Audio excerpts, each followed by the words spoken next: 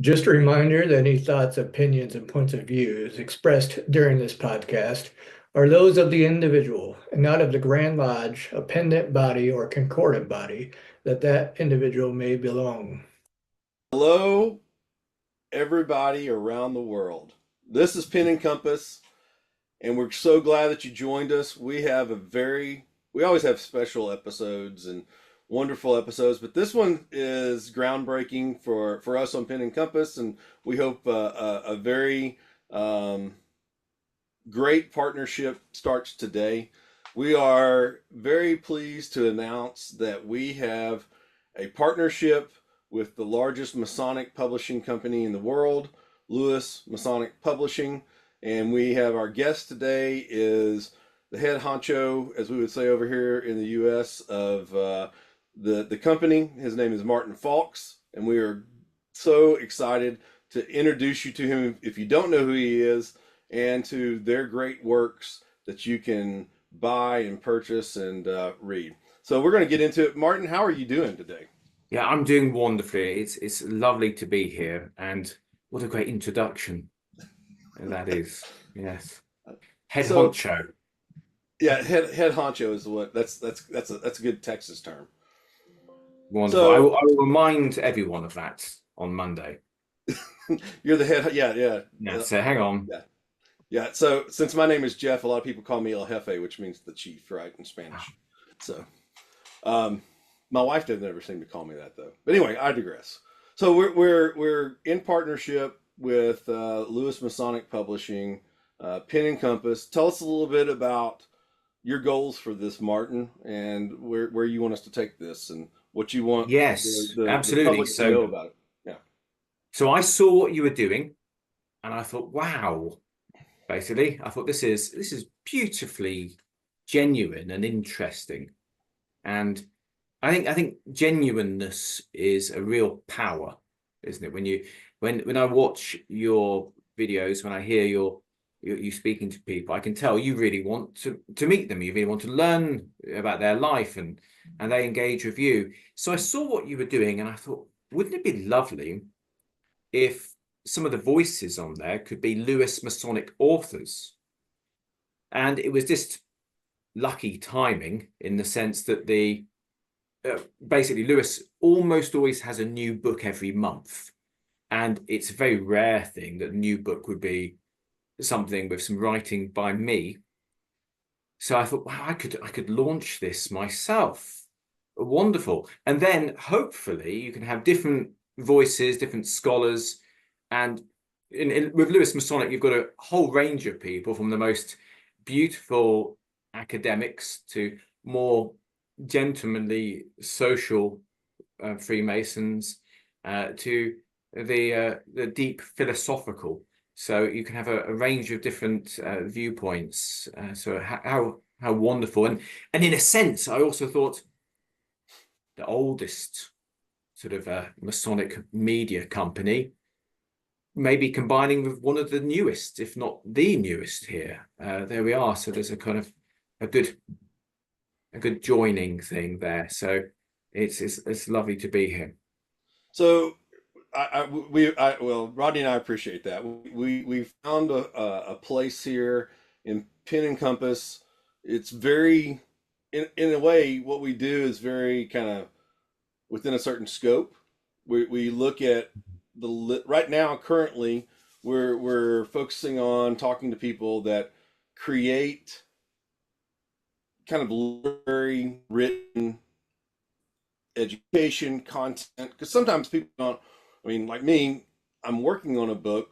I've never completed one and gotten it published, but I've done magazine articles and do Mhm. presentations all the time. And Rodney does the same thing. We write essays and papers and articles. And well, Rodney's got a book underneath his belt, and then but anyway, we try to get to know people, and the same great conversations that I'm blessed to have as I go around in the U.S. and meet some of the most interesting people, and they also happen to be Freemasons. And really, I wanted to bring those conversations to someone in real, like a really, well, it could be anywhere, but I wanted someone that was not getting fed Masonically from a fellowship kind of tribal standpoint of finding their group of people and having conversations that kind of redeem their soul. And I hope that Mm. we do that here in that. And it's a big thing for me to kind of figure out where people come from whence you came, and then work back to how did they get to where they're at now. And so that's a big part of it. And I'm excited that we're going to get to, first of all, that it's not going to just be a name on the front of a book, or Mm. for your authors and for the people that you're involved with. I've been blessed in the last 5 years or so, 5 or 6 years, to be introduced to pretty much. I've gotten a chance to spend time with, I would say, most of the most prolific authors, kind of on the U.S. side of things, and have kind of regular communications with them. Not bragging or anything, but just I've pursued that. I mean, I Mm. get to go to Masonic Week when I've been there since 2020, and I just get to know people. I'm lucky enough to live about 3 hours from Bob Davis, and so I get to see him on a routine, almost quarterly basis, several times a year. He's either coming down to Texas, or I do stuff up in Oklahoma, and it's just you learn stuff, right, Yes. Martin? You get kind of acclimated by osmosis. Yes, and I think that it's important to note a few things here, that this practice of emulation, deliberately associating with people that you see are inspirational and even better at some of the things you're trying to improve in yourself, is actually a Masonic tradition. It's mentioned very early on. So, and you have some wonderful scholars out there, some wonderful writers, really quite impressive. Sometimes I read things written by people like Art de Hoyos or Brent Morris, Sean Eyre, and it's actually breathtaking, the inspirational Yeah, scholarship. yeah, So yes, absolutely. So I think it's wonderful that you're making these associations. yeah. That's Yeah. funny because 2 out of the 3 of those guys I've eaten a meal with. Not Yes, Brent, but absolutely. Arturo and I were in Michigan together at an event. We both got invited and flown up to Michigan to talk in 2023, and then Sean and I see each other during Masonic Week on pretty much find some time to spend Well, together. He's a great guy. all three of those brothers, I often feel like they're, after I've left them, that they've got a bit of interviewed by me. Not, but for anything negative, because I've read something. I think, what about this? What about that? And I Yeah, can always yeah. remember Brent saying to me, "Well, Martin, I'll do my best here, but I didn't know there was going to be a quiz on this today." So I've got a feeling I'm not the only person. Now, I wonder, incidentally, Jeff, do you believe that it might be worth, maybe at this point or a future juncture, me explaining a bit about Lewis Masonic, because obviously we're very well known here in Great Britain, but it might be that Let's go ahead and start there. Yeah, like, yes, you're the managing director, owner, and what is Lewis Masonic? Kind of give us the backstory. Would be right. a good place to So start, and then that gives, I think, everything else that we're going to be talking about context, brilliant.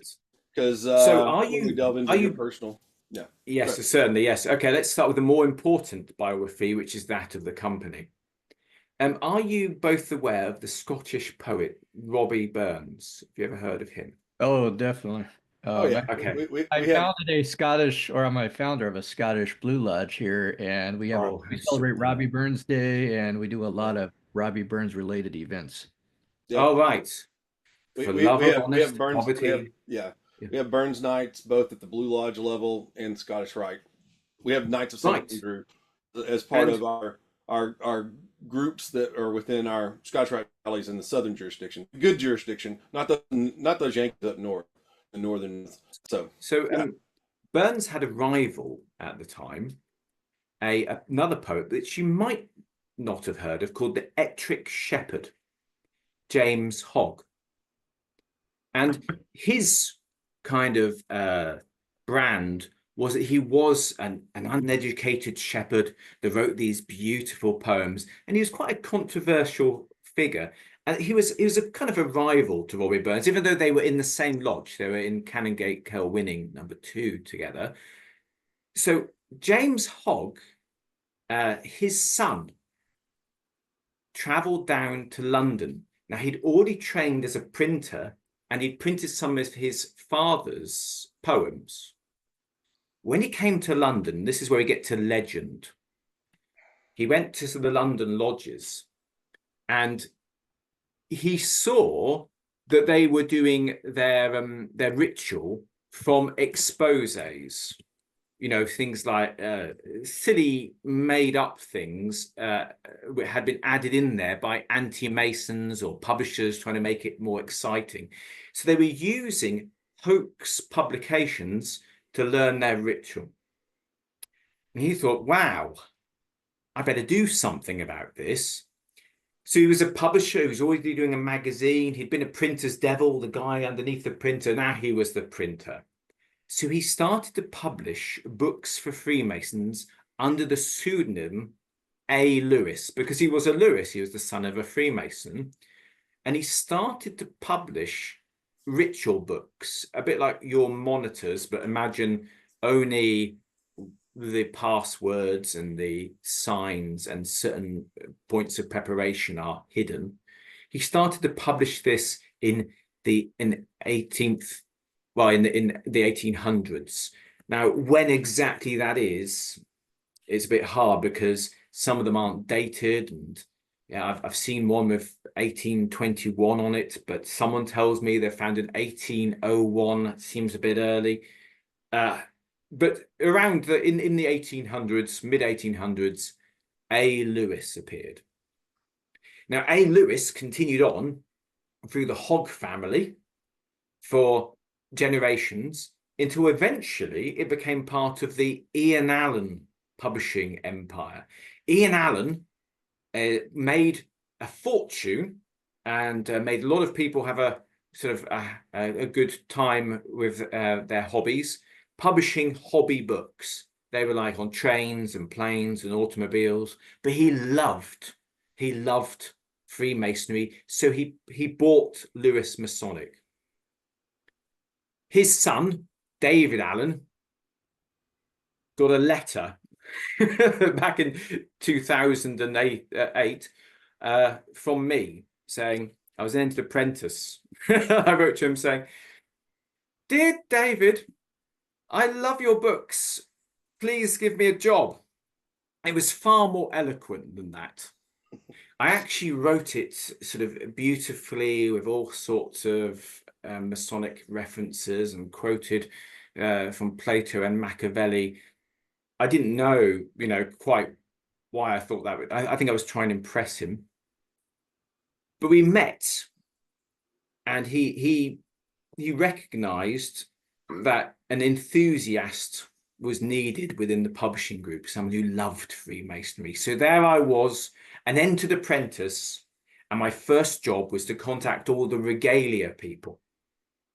So we're fast forwarded from the 1800s now to the early 2000s. By now, Lewis doesn't just do ritual books, though it still does those. It does handbooks for Freemasons. It does philosophical things. It does books on talk, speeches and talks and etiquette and symbolism. It's a bigger network of publications. So yes, I started off as the person that went to the customers saying, "Hello, we've got a new book, and would you like to do a display? And is there anything we can improve on?" Well, many moons later, after an apprenticeship, I was the general manager, and it was the Ian Allen group, and David decided it was time to hand the reins over to me. David is now the pro-provincial Grand Master of Middlesex. So I don't know whether pro Grand Master needs explaining here. let's do it anyway. Okay, so this is slightly different. We have a Grandmaster, so who rules over the whole of England, but he has a pro Grandmaster who can stand in his stead, who is a the person that can go to events and really guides the craft. He's a leader alongside the actual Grandmaster. So that would be Jonathan Spence. And if you're not aware, do have a search for that name. Wonderful, impressive man, really a clever visionary leader, has really got everything moving in a very positive direction. Now, we also have provincial Grand Masters. So that's someone, it's a bit like your state Grand Master. So it's a province. So Norfolk and Suffolk and Essex and Yorkshire, that kind of thing. Geographically based. Yes, so they're geographically based. So they're running their district, as it were. Now, Middlesex has a royal Grand Master. It's Prince Michael of Kent. So David is the pro-provincial Grand Master, i.e. he stands in the place of, as it were, the royal provincial Grand Master there. It's an unusual but wonderful position. And yeah, so that's what he's doing. You probably noticed that Freemasons can't retire. Their idea of retiring is the idea of what most people think as a very busy work life. And David's a very clever businessman, very insightful person. So he gets pulled into things as well. So he's doing this, but I think he's also doing a lot of other things. So anyway, when I took over the company in COVID, can you imagine that? Wow, where people are saying, I don't know if Freemasonry is going to come back. I'm thinking, I hope it does. And my wife, Kitty, you guys may have seen a bit about Kitty online. She's a historian, and initially she was going to be lightly involved in the business, but we found very soon that her academic leanings and her love of books. I mean, she's one of these book enthusiasts, that would know, oh, this paper's a bit thicker than the other one, and I don't know why they've left an extra full stop at the end of this line. She can see detail that I certainly can't. And she's now has a team around her who are all like that. So the publishing has been doing really well and been doing some really exciting, wonderful things, which I hope continues on this great tradition, knowing that I am just the current custodian of Lewis. There'll be a time in the future, I hope the distant future, when I've moved to the next place and there'll be someone else is going to be entrusted with this. Well, that's really awesome though. And I didn't know kind of the connection back to Robert Burns. Yes. And that's, Rodney, what do you think of that? I mean, that's Yeah, I didn't understand. I just thought it was like, okay, we I just started a Masonic publishing company in the 1800s or something, and here it's still around today. So yeah, you got a Yes. rich tapestry of your history, and I was completely unaware, and that's extremely fascinating to me right now. yeah, that someone that's so of all the icons in world Freemasonry, Robert Burns is across the board, across time zones, across continents and hemispheres. He celebrated for who he was and kind of his position, especially as kind of the first kind of modern era of Freemasonry was going on, and he's probably a rare artist in the fact that he was celebrated in his own time. Yes, I think he was very good at self-promotion, but also wonderfully talented. Now, James Hogg, his rival, was also very good, but perhaps because, I mean, they do have Hogg Knights, And when I first heard about hog nights, I thought, is it a hog on a roast? No, they have hog and Burns nights together and so on in some Scottish lodges. So yes, hog is as well known. Now here's an important thing though, and I said the custodian. I am aware of the importance of this role. You see, one of the things we talked about, Brent Morris. Brent Morris once gave me a book called Bowling Alone, which was one of the biggest studies of leisure activities and clubs ever published. It's an American book. Oh, wasn't that the book or the author of that book was connected to there's a new documentary on Netflix called Join or Die. I think it's tied directly to that book. Oh, I don't know about that. Yes. It's I know about there's a Change or Die, which is about, medical advice, but no, there's one, and I think it's about the author of Bowling Alone. It's about the importance of joining a fraternity, especially in modern times right now. well, yes, I mean, socialness, so having friends and having purpose are the two biggest deciding factors in your survival, psychological deciding factors. I mean, obviously there are other environmental and dietary and health, but this is a really big, important thing. But one of the things that Bowling Alone demonstrated, and it's something that Ian Allen, who took on Lewis and founded all the train spotting books and things like that, knew, is that books drive a hobby or a society. So you can do lots of things to support society. You can make pin badges, you can have hats, you can have bits and bobs. But it's actually the books, especially for people who are exploring from outside or people who need to be stimulated in the society. So I'm aware that when I look at my publishing list every year, I'm aware I've got responsibility here for supporting Freemasonry, and that one of the reasons that our membership is good is that people it can enjoy being Freemasons, and part of that is being able to read and be stimulated and be excited about it, and it always has been so, and long may it continue. So yes, there is a sense of responsibility there. So it's I do my best. You think about that. Many, I don't know if there's some lodges I've been in, but for the most part, there's always at least a bookshelf with some type of Grand Lodge proceedings or history or a Mackey book or something like that, right?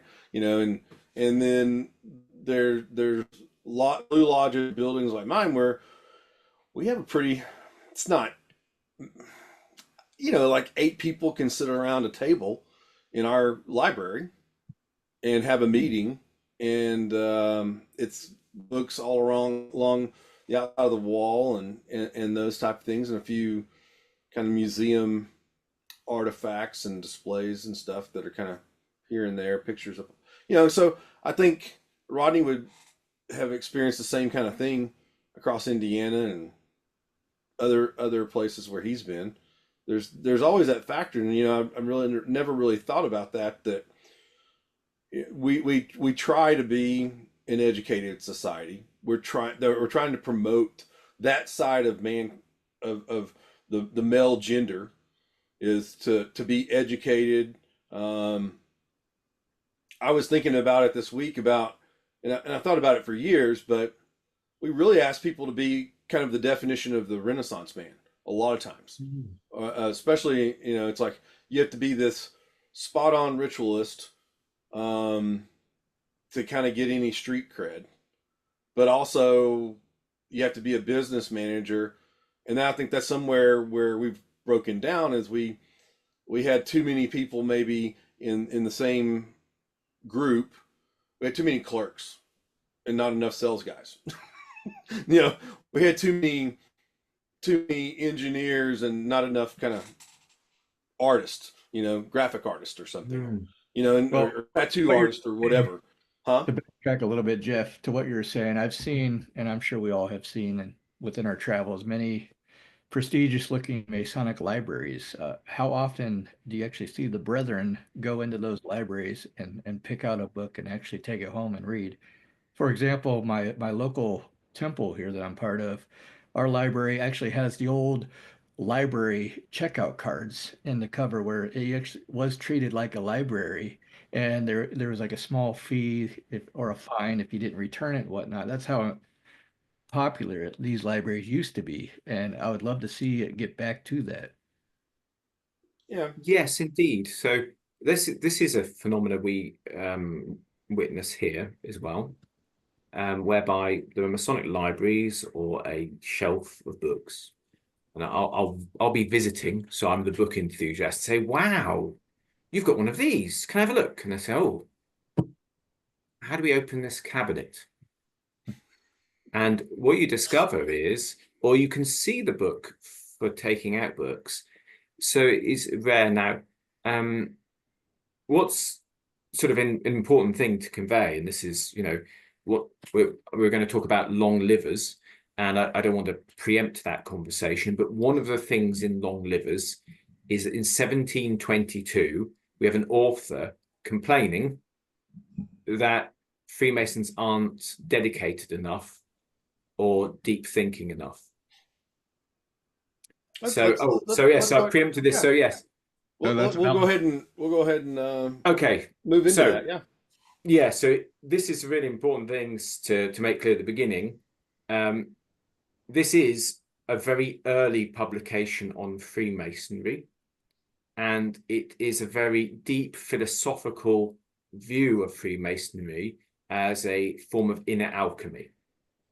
Now, I want to make absolutely clear to everyone listening to this that this is just one view from that day. And just like then, there's many views now. So that's one of the lovely things about Freemasonry, is that you do have different people can interpret it on different levels, and can be involved in ways that benefit the world and benefit themselves, but and help them be better people. But not everyone in London in 1722 had this viewpoint. Right. And indeed, we know that because he starts off. So I think the Freemasons in 1722, when this book came out, were a little bit taken aback, to say the least. Eugenus Philalethes was a pseudonym used by Thomas Vaughan and Rebecca Vaughan in their alchemical and Kabbalistic writings, and both of them had been purported to have passed away. They had been dead for over 40 years.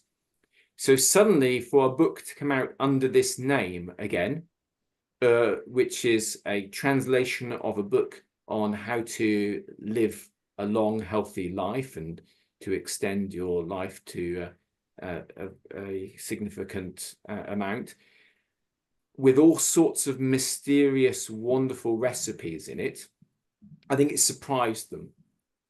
And what surprised them even more is that amongst the recipes, special ways of sleeping, special herbal poultices you put on your heart, alchemical recipes so you can take stones and turn them into potions, and methods of eating special diets, some of them quite eccentric, some of them quite beautiful, eating by the 4 elements, condensing sunlight into tinctures.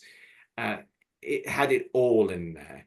But the biggest section of the whole book was an introduction written under this pseudonym on Freemasonry, dedicated to the Grand Master of England and of Ireland. The Grand Lodge of Scotland perhaps hadn't been formed by then. And Freemasonry is seen as a means to be healthy and live a long life. Mm-hmm. And it's seen very overtly as an alchemical process within yourself. I like the fact that he's claiming to reveal the true secrets of Freemasonry as a method of inner alchemy. There's some other authors that kind of allude to the true secret of Freemasonry is that we do have an internal alchemical laboratory within ourselves.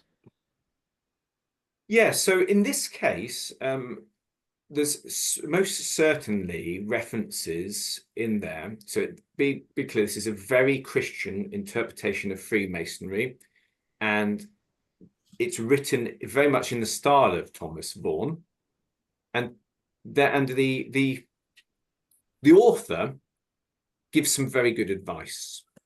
He says,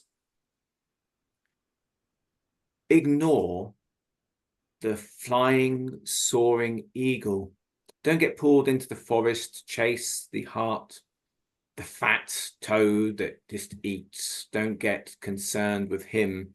Avoid the dragon that eats his own tail. Oh, my brethren, my true brethren, you are a royal priesthood. For the seeds of heaven must be planted in this life. We must find a way to be happy and communicate happiness while we are here. These are all codes, and you can see kind of this in the text. There's actually some Christian Reformation thought in there. That's about the same time whenever you're having these different. That's almost like the royal priesthood of the believer. I'm a Southern Baptist, and that comes from that kind of Calvinist, where we all feel like we have our direct relationship with God through Jesus and the Holy Spirit. So it's very interesting that was thrown in there, and that's a very kind of Royal Arch. I love it. like that. Yeah, made so me, there are many. that made me Yes. happy. There's a lot of references actually to Royal Arch style things in here. Yeah. So whatever the antecedent to Royal Arch was or what they were doing there's a lot of hints there. Yeah, and for me, some of my study of kind of these hermetic principles and philosophies and kind of that group of knowledge for me was I got to a certain point. I'm very well versed in chapter council, Mark Master, love those degrees and spent a lot of time. And during COVID, I really ramped up on getting myself educated on those. And then there was this kind of pushback. Well, that's just the York Rite. That's not very deep. We're deeper on the Pike led Scottish Rite side. Okay, and they're like, well, I've taken the degrees, and I'm like, well, like, have you seen them more than once? Have you studied them? Have you gone back and have you spent as much time as you have in the 15th degree or the 22nd degree or whatever? And a lot of times there's kind of a blank acknowledgement that they haven't. And so I'm like, no, there's a lot of alchemical, Kabbalistic. There's crazy. I mean, like, Rodney and I talk about it all the time. Like, he's very active in chapter council commandery. So I think, obviously many of these orders weren't sort of evolved. When you brought that out, prevalent. definitely feeds into them. Yeah, so the author, I think, is probably aware of you'd call blue masonry, and maybe something that you'd view as red a little bit. Maybe there were 2 degrees, maybe there were 3 there. We don't, but if we don't go too much into trying to guess their workings, there are other historians that we can appear on your show who will tell you all about the early degrees and how they drew the symbols on the floors of taverns. If we focus in on this aspect, this alchemical aspect, and we ask, well, what did he think? What was his idea? If we could teleport him here and in his tricorn hat and sit him down and say, come on, how would you view Freemasonry? Well, to do that, there's a bit of decoding. What he does is he teaches in kind of riddles. He uses 2 alchemical symbols, which he believes are going to describe to you the real secrets of masonry. Now, I could go into them now, but it's a real big sidetrack, and you'd be shocked to hear I have them memorized. But what most people have missed about long livers is that these two images do appear in earlier alchemical works, and indeed, in particular, in works of Eugenus Philalethes. So if you read when they appear and you interpret back, and all this is in the introduction, you get to have a vision of how he thought Freemasonry should work and what he thought people should be doing. And it's going to take a little bit of a while, but it's quite exciting to hear. Shall I tell you guys what I think he thought we should be doing, how he viewed Freemasonry at the time? Oh, definitely. Right. I believe that whoever wrote this, if you look at his words and you were to put them into modern English, and again, this is all in the introduction I've written, so, you know, if you want to hear this in more in depth and see my reasoning and why and where I've sort of interpreted what he said, he believes that every single thing about Freemasonry is part of your training to be a better person. Everything. From the moment you get dressed, to when you're traveling there, to paying your dues on time, to communicating well with people, to doing the mundane duties the best you can, to getting on with different people, to forgiving people for their shortcomings, and to remaining temperate and presenting your best self in all situations. He has a strong interpretation that the path of being a Freemason is about mastering two inner principles or pillars. The first one is lunar, but his interpretation of lunar is quite interesting. It's of the body, and it's about restraint. So his expectation is that a Freemason who will have been inspired to do this by his initiation, and he will learn to subdue his passions, to master his body, to keep down all vain, unbecoming thoughts, to manage his time well, and he'll learn to do his duty without concern about status or without being overly concerned about wealth. He's not going to neglect, you know, his day-to-day duties. He's going to make sure he's providing for people, but he's going to become a complete master of restraint and self-control. Then, after years of this, when he's exemplary, you wouldn't see a normal person who's got this level of self-control. He never drinks too much, never drinks too little. Wine's an important tonic in the time of long livers. He never eats too much. He makes sure he rests enough, but he makes sure he works enough that his body and he exercises and so on. And I think he probably thinks that you're going to take on a few of the disciplines from long livers, whether it be fasting or exercise or retreats or contemplation. He thinks you're going to be like that. And once you've mastered that, sorry, after you. Yeah, well, and at that time, I mean, we look through things at a modern lens, through a modern lens. 1722, that's not being talked about. I mean, nobody's really propagating a lot of that stuff.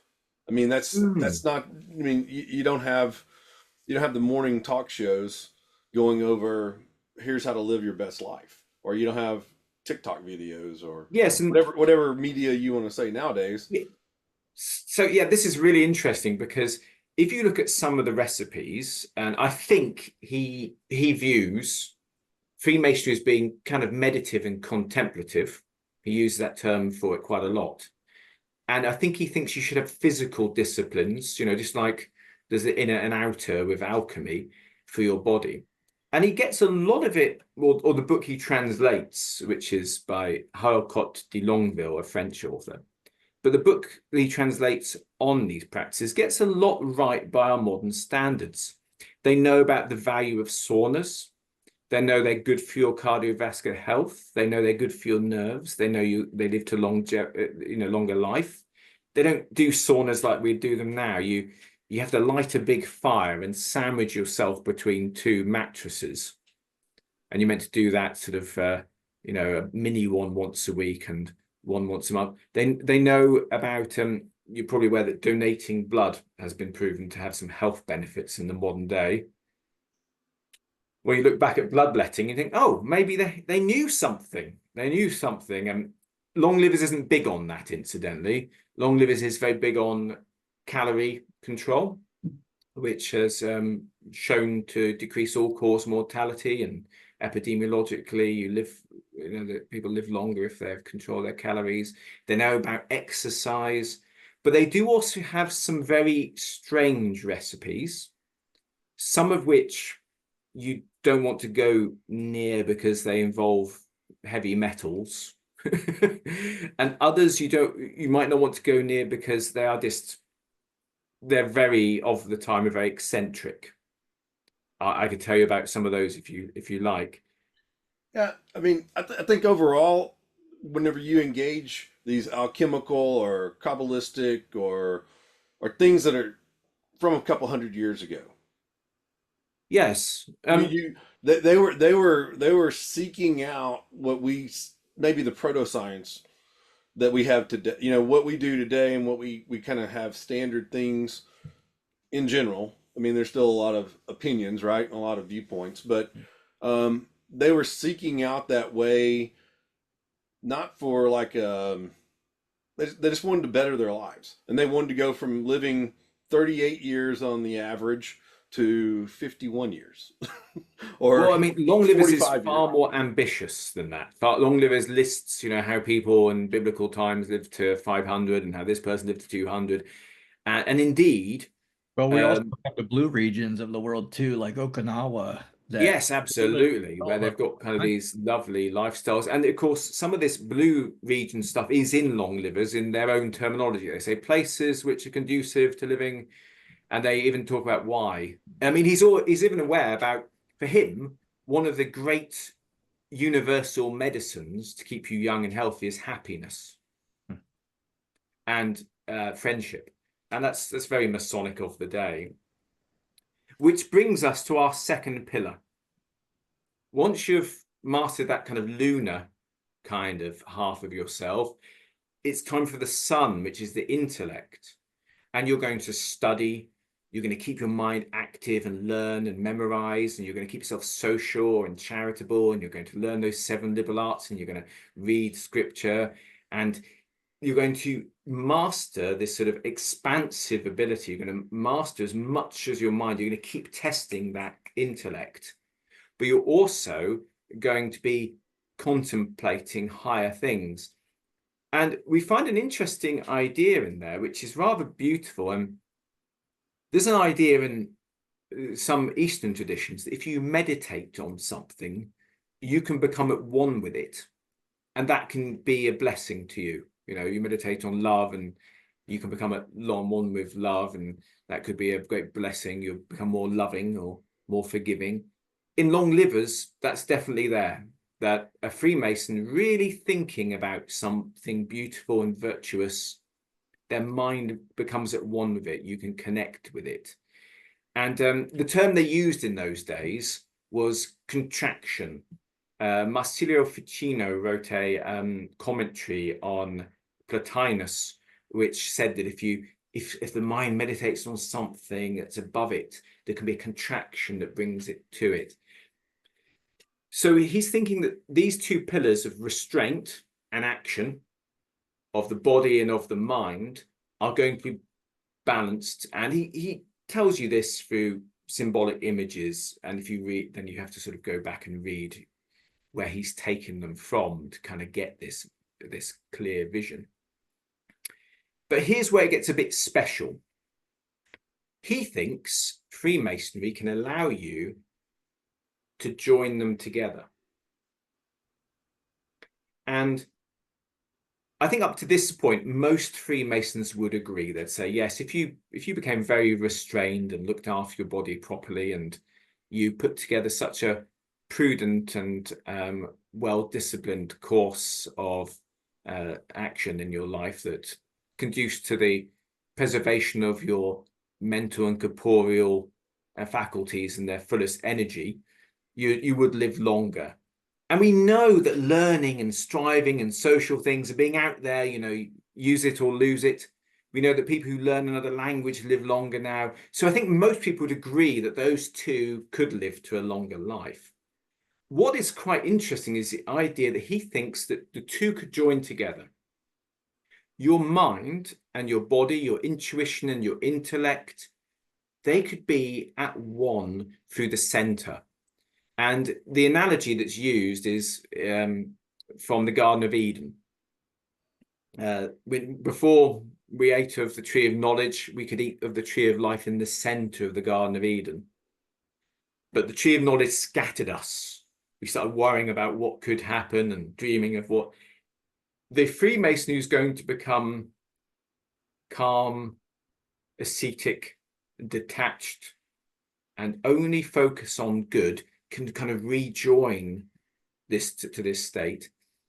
It's kind of like, if you can imagine you assert one of your body that you knew what it wanted to eat, you knew when you needed to rest, but also you could tell it. You could say, I'd like you to heal that shoulder. You had the sort of placebo effect on call. That's kind of what he appears to think is possible, and maybe even more. Maybe there's a joining which can't be described. When you get those two mastered, they can work as one, and it's bigger than the sum of its parts. And that's the position he takes on Freemasonry at the time. Now, it's worth noting that Freemasons at the time did respond in publications, which were, to me, were obviously in agreement, but making some minor corrections, but also in parody, which were sort of, were mocking. They were saying, wow, the real secret of Freemasonry is alchemy, so we don't have to worry about aging anymore. So there were some Freemasons that sort of did some tongue-in-cheek responses to this as well. So not everyone agreed. So yes, I think that's how he'd view it should be done. Yeah, it's interesting because I'm under the impression personally that Freemasonry at its core is alchemy. And this book came out soon after the origins of Freemasonry at the Grand Lodge of England. Um, what was the primary mindset, if you could relay this to us, of the idea of alchemy within the fraternity back in the origins of Freemasonry? Yeah, so again, it's worth noting that this is probably an exception rather than a rule in the publications of the time. So there are other ones which are very deep thinking and talking about alchemical things, but there are also people talking about being civilizing the mind or cultivating virtue or being gentlemanly, of sort of smoothing the stone. So there are most certainly, a bit like now, there are different people with different opinions. So I suppose what I'm saying is, I can tell you about that specific movement within the Masonic milieu at the time. The people that were in tune with this and agreed with this, but it wasn't the overall opinion. They weren't all walking around thinking. I tell you what I kind of think it was a bit like. If Rodney, if you and I went to a yoga class in your area, and we were in the queue outside, we started interviewing people and said, right, why are you coming to the yoga? I think we find most of them are there to be fit and to balance their mind and to calm their mind, and they think it's a relaxing thing and they think it's a healthy thing. But I think if we push them, they might say they agree that more might be achievable for some people. They probably don't think it's achievable locally. They probably think up in the Himalayas, you could do more with it. I get the suspicion from reading, and I'm a bit of an enthusiast. I read books from that day. It's about the same. There are some people who would agree with long livers and think yes, and they've got very ambitious, very excited view of Freemasonry, that they're going to achieve a higher state of consciousness. They're going to achieve their full potential in themselves. So there's some people like that, but there are many people who've got social aspirations to unite people who would be at perpetual distance, to bring a sense of equality, to help people, to educate the world, to do good works. There's a lot of people who are far more moderate with their interpretation and their dreams of it.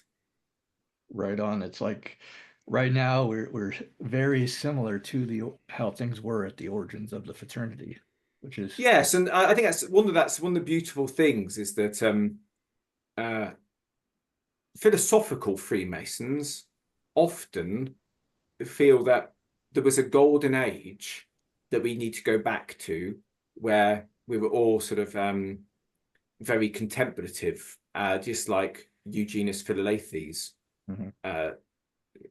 says. For him, incidentally, that's the goal. The greatest joy for a Freemason is to be able to spend his time thinking about beautiful things and exploring the mysteries and aspiring to higher awareness and developing himself. That's the joy. That's what we're all wanting to do. Yes, how lovely. But I think a broad vision, which is respectful of all different aspects, might actually be the alchemy. So there's an interesting thing, because we talk about those two pillars. Wow. If you think about it, nowadays, maybe people who see very gentleman Masons and they look and think maybe you should be thinking more deeply, they could discount the value of the social aspect. The whole world is talking about unity and people of different cultures and races being together and how we've got to join together. Well, us Freemasons, we're not talking about it, we're doing it. We're actually sitting next to the person who's of a different social class or of a different upbringing. We're doing it. And so I think there's some alchemy in being able to enjoy all aspects. It might be part of those two pillars. Oh yeah. But because you're an alchemical enthusiast, Rodney, I'll go a little bit more in depth as to, wow, where's this guy coming from an alchemical point of view? Well, he's obviously read every single thing written by Thomas and Rebecca Vaughan. And they very much moved to a kind of polarity model. I know that's the underlying model of most people's alchemical theories, but they moved it to quite a simplistic approach. They were very inspired by Rosicrucianism, and in De Lumini, which is a really worth reading a text, you get some of these images he's talking about Freemasonry, which is about sort of traveling up a mountain that's so far away you can't find it, but so close that you might miss it. It's an inner journey where you're going to combine these two things. And there's a lot about the Jew. So Ross exists in alchemy, this sort of idea. And it's got a very, when you read that text, if you haven't already, you could go away thinking this is almost more like Indian sort of yoga than it is a chemical alchemy kind of analogy going on here. Well, and at certain points, yoga though is directly tied to that internal laboratory. So it'd be lovely to hear. Actually, that's what we need to do, Ronnie. You need to read this, and as a practical alchemist, come and say, right now, there are some fun things in there. I've got a friend who's really into these things. He's a reenactor and has a sort of reenactment laboratory. And there's one of the recipes is how to get juniper berries and bread, and you make an essence of them, which can cure you of any bad case of old age. And the dose you take depends on how much you're suffering from a case of old age. And I showed it to him and he said, yeah, I can do that. I'm going to make that and see and have a go. That's one of the ones that looks quite safe. But yes, so isn't that just Tanqueray though? Isn't that sorry? just in juniper? You said juniper berry. Isn't that just gin? Okay. Yeah, so maybe gin is the answer after all. All this time we've been searching around, and yes, we could do that. No, it's prepared in many different sort of layers and ways. I myself, I love hearing about this sort of laboratory alchemy and everything. But my exciting thing, what my life work is about the potential of our mind and beyond, our full potential of ourselves, and how we can unlock that. So for me, anything that writes about Freemasonry as a means to elevate our consciousness, to bring out our full potential, that's the really exciting thing for me. Yeah. And I mean in all aspects, you know, so Expansion of consciousness. I mean, that's really where a lot of the attributes of Freemasonry tends to do. If you dig into the ritual work, that's going to expand your consciousness. The memory work, I think, is the key to expansion of consciousness within the fraternity. But what you've been describing, kind of going back into the author's approach and a lot of these things, the catalyst for the two pillars and everything, you have to start with self-awareness. If you don't start with self-awareness, even what you're talking about, like whatever you're doing, if you're just going through the motions, more or less, and like you're saying, you're not connecting kind of the physical to the mental or however you want to term it. The self-awareness is what is the beautiful thing and the scary thing. It's the lightning in the storm that's awe-inspiring, but then it in a way it can be detrimental to you. The thunder's going to hurt you. The lightning can hurt you, and but a lot of times, it's like, congratulations, you're now self-aware. Now like you were talking about with the fruit of the tree of knowledge. It's sometimes when you hit those different thresholds or those different heights or whatever, and you're more self-aware, you're starting to see things, your blind spots are starting to be minimized. It's scary. I mean, it's just flat out scary, because you're in a place you're not comfortable. You're out of your comfort zone. You're becoming a new person. You have that transmutation, that transforming, and it's not always smooth. I mean, it's kind of like the Jekyll and Hyde or the Incredible Hulk or something. I mean, it's not that middle process is not fun. Yes, absolutely. And so there are a few things on that, and I like to share is in the performance of ritual, one of the interesting things is how we view it. So there are other people who practice ritual, Buddhism and so on, where they would see this as a very powerful, beautiful tool for honing yourself, standing upright, walking at the right time, remaining aware. Everyone who's a Freemason here knows about remaining aware, because you've got this beautiful piece of ritual you've been practicing for 6 months. You've got it down word perfect. Wow, it's going to be great. And then you think, you drift off for a second during the ceremony. You think, I wonder what's going to be for dinner. I can't remember. And then it's the prompt. It's there. It's you. It's up. And you say, right, brain, go. And it says, no. You've surprised me now. And you say, come on, ritual on. And it says, no, you should have been paying attention. I don't work under. So a few things to share on that, actually. So I think that viewing the performance of the ceremony as a means of developing who you are, I think that's an important element. And some people do look at that in a different way. They don't quite see that value.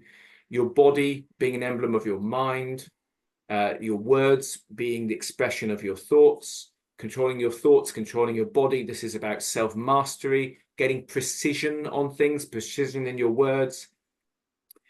I think that's probably how it was viewed, not just by the very deep thinking Masons, by I think most Masons back in the 1800s would view that the ritual performance was part of elevating or improving the mind. I think they'd find it quite easy compared to us now because they were such good memory guys. Well, But that's here's a bit of fun. yeah. How I would mean, they? Sorry. well, we don't have to. You know, it's almost like we've almost been taught. Well, that's written down somewhere. I don't need to memorize that. You know, Yeah. I mean, So there's certain maybe there's certain memorization in maybe the medical field, in law enforcement, in jurisprudence, and some other areas. But for the most part, you know, I mean, I can have the context of what the meaning is and everything, and it comes out in different translations or versions. You know, but it's the same essence. But a lot of times we don't have it memorized down to a certain word or whatever, except in yeah. maybe our lives, except for Freemasonry, we have something. So here's an interesting bit of fun to sort of go into. If you and I went back to Scotland at the time of we started off with Robbie Burns, we looked at how people used to practice memory at the time. We'd find that within Christianity there was a tradition of questions and answers for memorization. It was both Catholic and it moved a bit into the Protestant, and it moved into different trade guilds. Well, how did they do that? Well, actually, we've got some accounts, not Masonic accounts. We've got accounts of how to do this in manuals for monks or for nuns. What you do is you sit down, you calm your mind, and you lower your head, and you imagine yourself in the place where the questions and answers relate to, or with the person if it's going to be and so on, and you go through them in a calm, meditative state. So what's intriguing for me is we fast forward to the Masonic catechisms where there's a question and answer education system. I think it's probable, and I could show you some hints at this in Masonic minute books, where people are told off, they're at lodge of instruction, and someone says, come on, you're meant to be focusing on this in a calm, tranquil state. You know, why are you getting worked up? Yes, so I think it's probable that Freemasons saw it as part of their general development of the mind and their discipline as a Mason once a day to calm their mind and go through these questions and answers, which is how they would, you know, be able to perform their ceremonies and so on. Yes, so now how did that sort of transfer into doing it? There was an idea that anything you imagined became you. So that's it's part of your being. So it was like a bit like we practice a movement again and again, you know, to do something like a dance or martial art. That was what repeating things in your mind could do, and it could bring you closer to them in that meditative sense. It's almost like describing magic with a K. I haven't seen any interpretations, some early interpretations where they've quite gone that far. But I think there's some idea sort of around the place that you could achieve a lot more by your persuasive spirit and your deep insight. I think that's there. But, you know, obviously there are people in every age that have got interests in other things, which are sort of other disciplines, which are maybe related, including, I mean, not this Eugenus Philalethes, but the author he was inspired by. But I think two things that I've been thinking about it as you've been discussing all this and unpacking is, first of all, I think we underplay, especially in America. You can tell me if this is also kind of a UK British thing, but the whole concept of well, I'm a master mason. I'm a Mark Master Mason. I'm a most excellent master. I'm a select master, royal and select master, and I'm a master of the royal secret in the Scottish Rite. Mm. And I think we go through those degrees, we see them, and now we have that title. We're allowed to sit in this type of meeting or ceremony or whatever. But I don't think we understand the weight and the true definition of the word master. And I think because we especially in the US, we go through things at hyperspeed at this like breakneck pace. And we see I see a lot of guys that are in their 20s and 30s, and they don't understand that there's a letter N and a letter O, and they can say no, I'm not ready to go in and join from the blue lot, be an entered apprentice, and then 18 months later be a Knights Templar, a 32nd degree Mason, and a Shriner. And Yes, so and also be in the College of Rites and all, and then they get so like built up and everything, and they're like Icarus. They get up close to the sun and their wings melt and they just fall back down to earth and they disappear. That's the unfortunate part. They disappear in a way they feel like they're failures.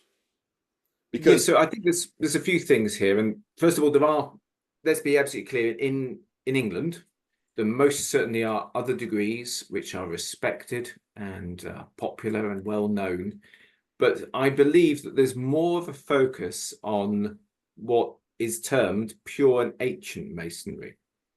And this is because our constitutions formed, we had the ancients and the moderns there's a bit of a parting, and the Grand Lodge joined back together. Our constitutions state that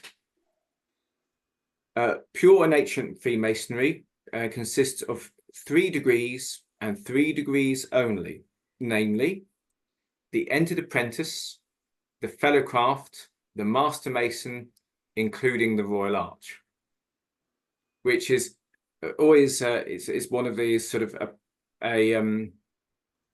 a political compromise phrasing, I think, when the ancients and moderns came together.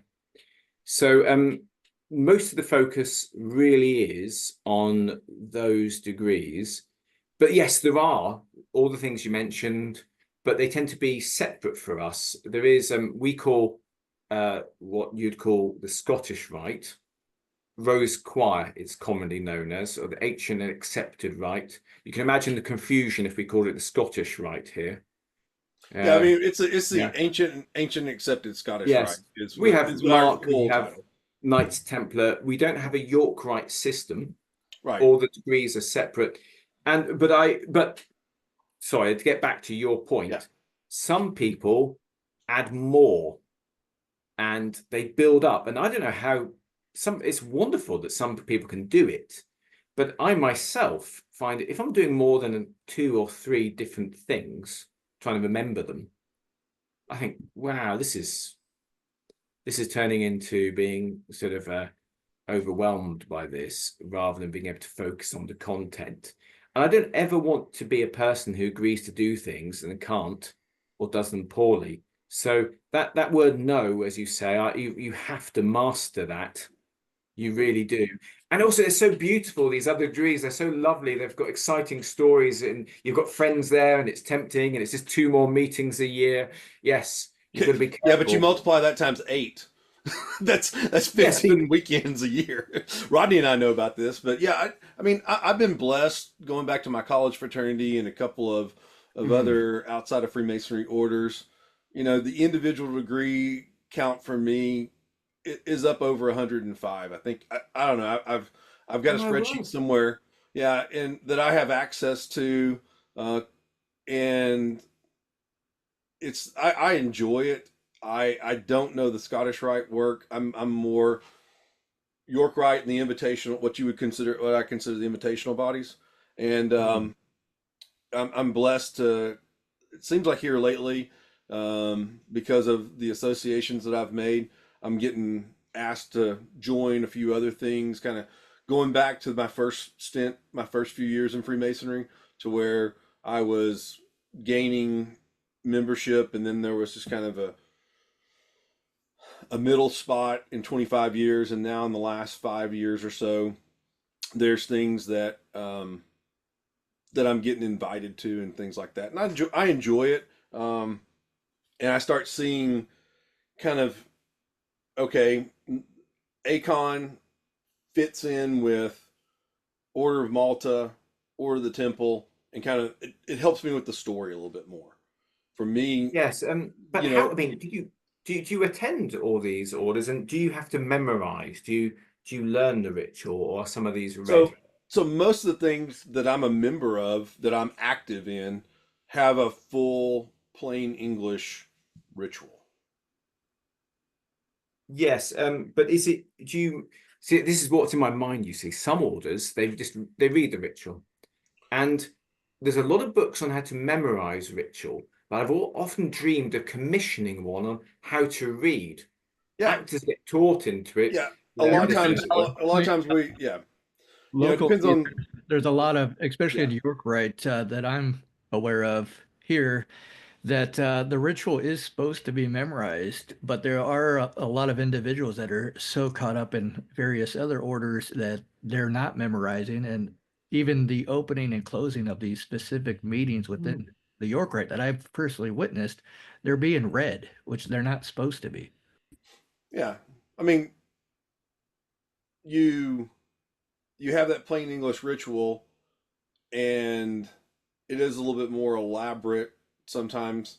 The text itself maybe a little bit more, or it's just close. And what happens a lot of times is you can't really switch in Texas, I would say, Blue Lodge to Royal Arch, because the wording is just close enough that you can get tripped up very easily.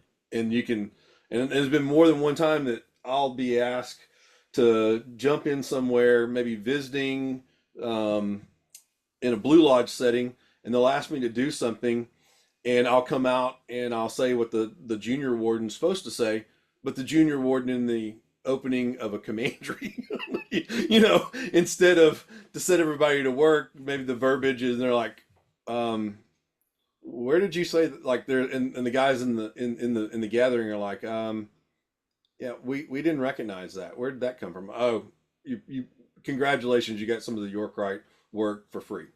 And, yes, absolutely. yeah. It seems about pity to me, so I think that if you're going to have many different bodies, some of them you might, latter ones you might need to read. But my personal opinion is that you'll get most from Freemasonry. Indeed, it is Freemasonry for me. Your Blue Lodge, your Red Lodge, these kind of things, through the practice of memorization. This is where you hone your mind. This is where you learn about it. This is where, so this is a beautiful, joyous thing to be doing. I think this is the contemplation practice. This is the inspiration practice. And in a day and age where most people you and I meet will spend more of their life watching television than they do anything else in their lifespan, I think it's fair to say that it's good to spare an hour, yes, a day, maybe half an hour if you're very, very busy, to improve yourself. We de-skill our memories so much. We've got sat nav and phones that dial for us and everything now. Having some memory work to keep this going is also beneficial. So I would really encourage anyone watching this, even if you're in a jurisdiction where the culture of memorization has disappeared, come on, you lead the charge with something beautiful.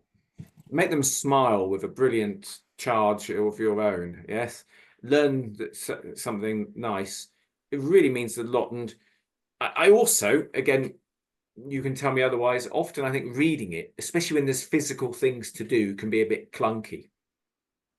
And if you want tips on memorization, holding a book and a sword and trying to go through tactics are, yeah, it's like, oh, let me put down my book and let me do that.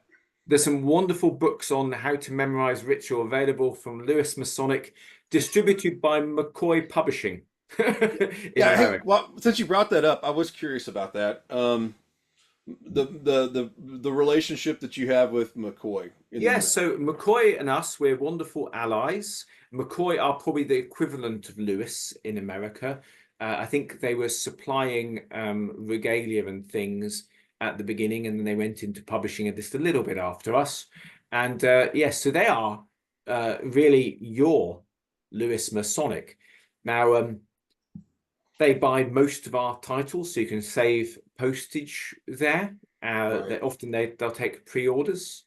Yeah, and with the tariffs, is that I think Yeah, so it may well be now? more beneficial in the future. With the tariffs in hand, our Royal Mail is trying to kind of work out solutions to it at the moment. And their phrasing is quite interesting. They're unsure whether things might change again. We are finding ways to post to America.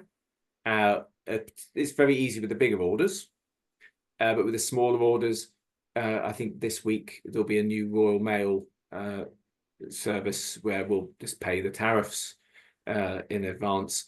Books, I think, are excluded, so it's only if you order something else from our website there'll be a full tariff charge.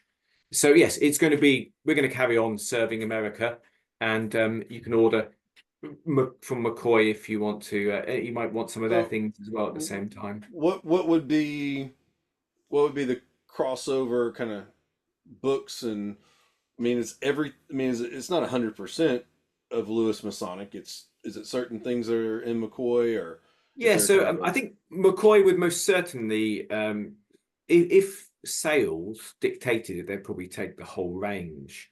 At the moment, they are making judgments, and often judgments based on demand. So if you do go to McCoy and say, right, I've seen a Lewis title, next time, because they're big bulk orders that go over together, so can you get a few of those? It should be available. Many people do order directly from us, from America as well. That may be because, as you say, there's not all Lewis titles there, but we also distribute other people's titles. We've also got a shop here, a store, so you can buy aprons and regalia and so on. We're based, actually. Do you guys know the Order of the Operatives? Yes. We are in the Operatives headquarters. Very cool. So we rent their sort of undercroft from them. It's a lovely, well-run, inspiring, beautiful order. So yes, I wanted, as soon as I took over the company, I thought let's rent from Freemasons. Let's actually be in a Masonic hall. So yes, so you can get all sorts there. Have a look at the English regalia. Yes. That's the Masonic Emporium section is what you want to look for gifts and lodge supplies and punyards and ashlars, and everything has ended up in there. Every time someone's asked for something, it's appeared. Meanwhile, our main focus is most certainly books, but if you have a shop, you need to cater for everything. When people wander in and say, "Help, I need this."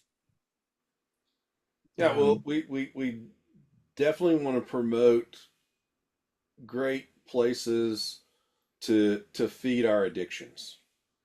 So, because sometimes it's not in balance, and it is a addiction, obsession, passion is a euphemism, right, for some of those darker things. What do you think, Rodney? You're a pusher. The first, yeah, it was like the first one's free. Yes, the first, yeah, I like that. Yes, I think, well, there's an interesting thing is keeping things in balance. So everyone meets people who are really enthusiastic in something, and Freemasonry is no different. You'll meet some people, whatever hobby, you'll meet some people who that is what 90% of what they think about and talk about, and that's lovely. And as you know, in England, we love enthusiasts. We like eccentrics. We think they're good. My grandfather used to say to me, "The world is turned by cranks." Yeah, I thought that was quite fun. But then you don't want to be anything to detriment to yourself or connections. You don't want to. You want it to remain a good thing. Well, we're going to end this right here for this episode. We'll come back for more. We've got more things to talk about. We've got more books to talk about. We're really excited that Lewis Masonic Publishing is in a partnership with Pen and Compass and Once Lost Now Found production company, and this is awesome. So yeah, wonderful. Glad to have you on board, Martin, and thanks for joining us this afternoon. It's been a joy. I've learned a lot, and it's been a fascinating conversation.